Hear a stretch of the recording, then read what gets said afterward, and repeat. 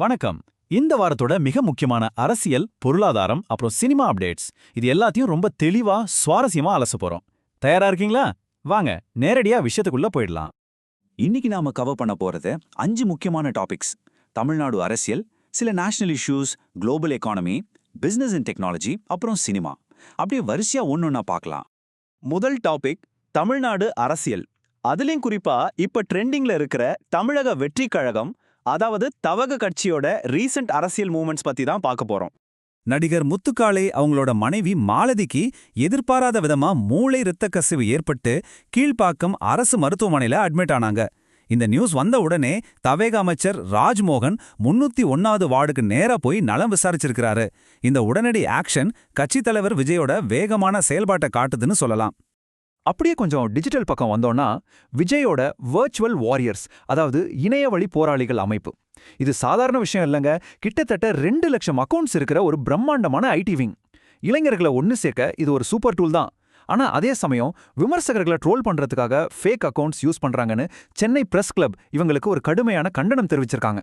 So 2 பக்கமும் இதுல விஷயங்கள் இருக்கு. இந்த கட்சியோட ஐடென்டிட்டி பத்தி பேசும்போது முக்கியமான 2 வியூஸ் இருக்கு. 46 தனி தொகுதிகளில் 24 தவேக ஜெயிச்சிருக்காங்க. தலித் சமூகத்தை சேர்ந்தவங்களுக்கு அமைச்சர் பதவியும் கொடுத்திருக்காங்கன்னு ஆதரவாளர்கள் பெருமையா சொல்றாங்க. ஆனா திராவிட கட்சிகளோட ஓட்டு வங்கிய உடைக்க உருவாக்குன ஒரு தற்காலிக பிம்பம் தானா இது? உண்மையிலேயே அடிமட்ட அளவுல என்ன மாதிரியான பாலிசி மாற்றங்கள் வரப்போகுதுன்னு பொறுத்திருந்து தான் பார்க்கணும்னு விமர்சகர்கள் சொல்றாங்க. சரி, இப்போ நம்மளோட நேஷனல் அண்ட் ஜுடிஷியல் டாபிக்கு மாறலாம்.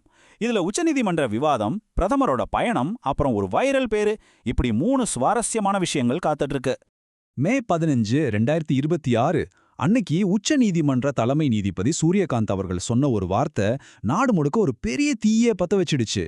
வேலை கிடைக்காத இளைஞர்களை கரப்பான் பூச்சிகள் அப்படின்னு அவர் சொன்னதா ஒரு சர்ச்சை வெடிச்சது.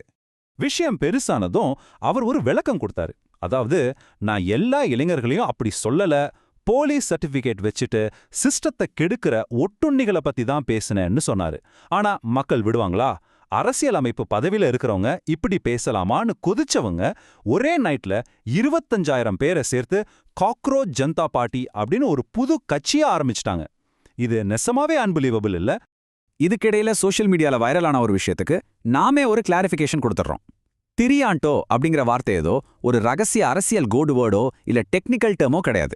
இது இந்தோனேஷியாவில் ஜவானிய மக்கள் பரவலாக பயன்படுத்துற ஒரு சாதாரண மனித பெயர். அவ்வளவுதான், ரொம்ப சிம்பிள். அடுத்ததா ஸ்வீடன்ல கோத்தன்பர்க் நகர்ல பிரதமர் மோடிக்கு royal order of the polar star அப்படிங்கிற ஒரு பெரிய விருது கொடுத்திருக்காங்க. இது அவருக்கு கிடைக்கிற 31வது சர்வதேச விருது. பாதுகாப்பு, பசுமை தொழில்னு ராஜதந்திர ரீதியா இது ஒரு பெரிய வெற்றி தான். ஆனா இன்னொரு பக்கம் பாத்தீங்கன்னா, உள்நாட்டுல வேலையின்மை, விலைவாசி உயர்வு, விவசாயிகளோட பிரச்சனை எல்லாம் இருக்கும்போது இந்த விருது செலிப்ரேஷன்ஸ் இப்ப ரொம்ப முக்கியமான சில விமர்சனங்களும் வந்திருக்கு.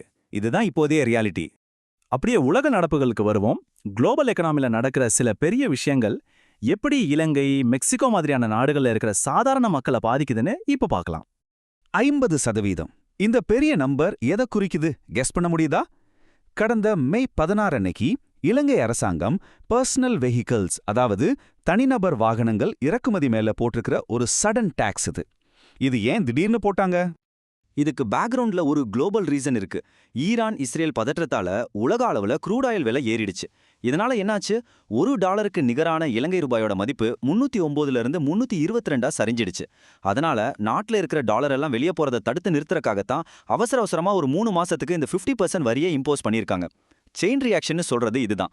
சரி, அட்லாண்டிக்கை தாண்டி மெக்சிகோக்கு போவோம். அங்க சுமார் 3000 ஆசிரியர்கள் ஒரு பயங்கரமான போராட்டத்துல குதிச்சிருக்காங்க. மெக்சிகோவுல பந்து உருளாது அப்படிங்கிற ஒரு பவர்ஃபுல்லான ஸ்போர்ட்ஸ் ஸ்லோகனை கையில் எடுத்திருக்காங்க. அதாவது 2026ல நடக்க போற உலகக்கோப்பை கால்பந்து போட்டியவே பிளாக் பண்ண போறோன்னு மிரட்டல் விடுத்திருக்காங்க. இவங்க ஏன் இத பண்றாங்க? $1 பில்லியன் மதிப்புள்ள உலகக்கோப்பைங்கிற விஷயத்த ஒரு லெவரேஜா யூஸ் பண்ணி தங்களோட உரிமைகளை கேட்கறாங்க. 2007ல வந்த ISST பென்ஷன் சட்டத்தை ரத்து செய்யணும், நியாயமான சம்பளம் வேணும், வேலை நிரந்தரம் வேணும், இதுதான் உங்க டிமாண்ட். கல்விங்கிற பந்து சரியா உருளலன்னா சொசைட்டிங்கிற பந்து எப்படி உருளும்னு ஒரு சூப்பரான கேள்வியை முன்னிறுத்துறாங்க. ரைட், இப்போ நம்ம பிசினஸ் அண்ட் டெக்னாலஜி மேசைக்கு மாறலாம். ஒரு பெரிய கம்பெனியோட இன்வெஸ்ட்மெண்ட் பிளான், அப்புறம் யூடியூபர்ஸ்க்கான ஒரு முக்கியமான AI அப்டேட், இது ரெண்டையும் பார்ப்போம். 1500 கோடி ரூபாய். இது ஹீரோ மோட்டோகார்ப் கம்பெனி 2027 நிதியாண்டுக்காக பிளான் பண்ணிருக்க ஒரு பிரம்மாண்டமான முதலீடு. இந்திய டூ வீலர் மார்க்கெட்ல ஒரு பெரிய கேம் சேஞ்சரா இது இருக்க போகுது. இவ்ளோ பெரிய அமௌண்ட்டை வச்சு அவங்க என்ன பண்ண போறாங்க? சும்மா பேங்க்ல வைக்கலங்க. அவங்களோட டெஸ்டினி ஜூம் ஸ்கூட்டர் உற்பத்திய மாசத்துக்கு 1 லட்சம் யூனிட்டா மாத்த போறாங்க. விடா ஈவி ப்ரொடக்ஷனா அதிகரிக்கிறாங்க. இதுல ஹைலைட் என்னன்னா, ஆகஸ்ட் 2026க்குள்ள மிடில் கிளாஸ் மக்களை டார்கெட் பண்ணி 1 லட்சம் ரூபாய்க்கும் குறைவான விலையில ஒரு ஈவி ஸ்கூட்டர் லான்ச் பண்ண போறாங்க. இது உண்மையிலே பெரிய மூவ்.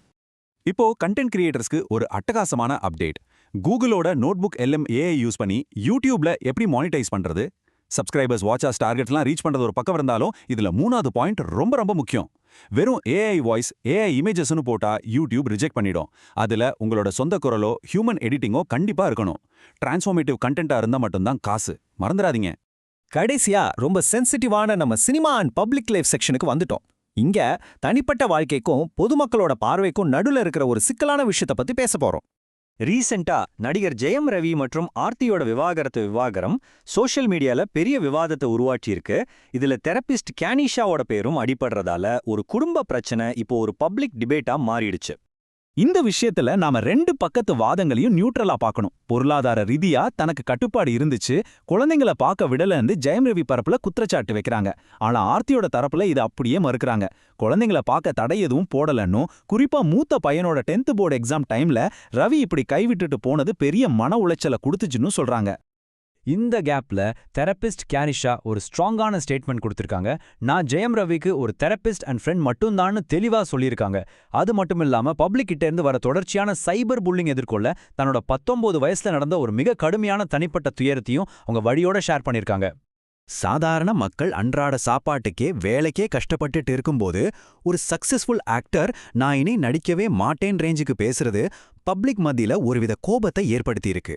ஆனா இது எல்லாமே நம்ம முன்னாடி ஒரு முக்கியமான கேள்வியை வைக்குது. ஒரு பிரபலத்தோட தனிப்பட்ட வாழ்க்கை போராட்டங்களை பொது வெளியில வச்சு ஜட்ஜ் பண்றதுக்கு நமக்கு எந்த அளவுக்கு உரிமை இருக்கு? யோசிச்சு பாருங்க. இந்த வாரத்தோட நியூஸ் அலசல் உங்களுக்கு ரொம்பவே சுவாரஸ்யமா இருந்திருக்கும்னு நம்புறேன். உங்களோட கருத்துக்களை கண்டிப்பா யோசிங்க. அடுத்த அலசல்ல நம்ம மீண்டும் சந்திப்போம்.